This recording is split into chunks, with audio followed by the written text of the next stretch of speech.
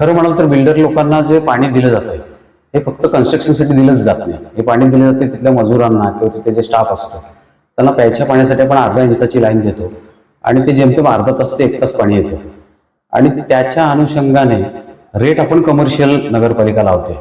पाण्याचा तुटवडा हा वर्षभरात नेहमीच असतो, उन्हाळ्यात जरा जास्त.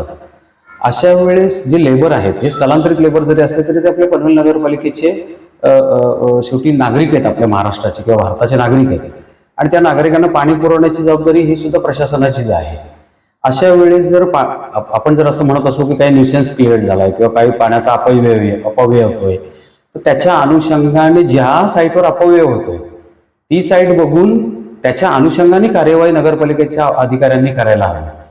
बल्कि असं नाही की बाबा 92 समजा एक 90 ते 92 साईट्स आता पनवेल महानगरपालिकेच्या हद्दीमध्ये चालू आहेत, तर अशा वेळेस एक 2-4 लोकांमुळे काही गडबड होत असेल, काही चुकीचं होत असेल किंवा पाण्याचा अपव्यय होत असेल किंवा मशीन लावून पाणी खेचलं जात असेल, आय अग्रीड, मला मान्य आहे की ते हे चुकच आहे.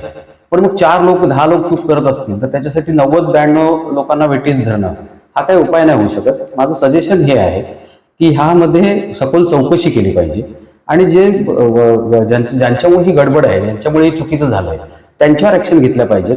त्यांच्यावर जे प्रशासनाचे जे अधिकारी त्याच्यावर आहेत किंवा कर्मचारी आहेत यांनी लक्ष जर नीट दिलं नसेल तर त्यांच्यावर कार्यवाही व्हायला पाहिजे. ह्या पद्धतीने करून, नाहीतर जेणेकरून काय होईल की सगळ्यांना वेटीस धरलं तर पाणी पुरवठा आपण टँकरने जरी केला तर दूषित पाणी पुरवठा जर झाला आणि जर ते मजुरांना काही बाधा झाली किंवा त्याच्यामध्ये काही आजारपण आलं तर ती सगळी प्रशासनाची जबाबदारी राहील ना.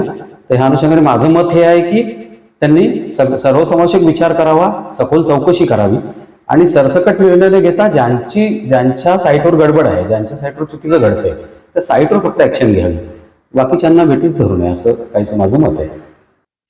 पनवेल महानगरपालिका क्षेत्रात आत्ता सध्या पाणी प्रश्न हा गंभीर होत चाललेला आहे. कारण एप्रिल आणि मे हे 2 महिने पाण्याचा वापर हा जास्त होत असल्यामुळे पाणी टंचाईची परिस्थिती निर्माण होत जाते. आणि अशा वेळी सर्व सदस्यांच्या तीव्र भावना लक्षात घेता मी जे पाणी बिल्डरांना आपण पिण्याचं पाणी पुरवतो, खरं तर लेबरांच्या नावाखाली तेच पाणी बांधकामासाठी वापरलं जातं असं बऱ्याच सदस्यांच्या तक्रारी होत्या. म्हणून सध्या मी 15 जून पर्यंत बिल्डरांना ते पाणी देऊ नये अशा सूचना महासभेमध्ये केलेल्या आहेत. काही बिल्डरांचं असंही म्हणणं आहे की जे पाणी कनेक्शन घेतो ते फक्त कामगारांसाठी घेतले जाते.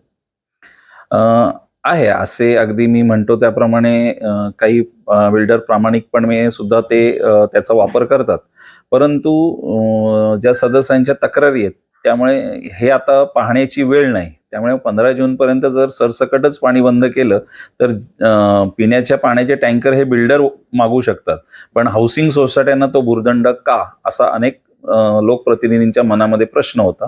तर 15 जून पर्यंतच आपण ते बंद केलेलं आहे.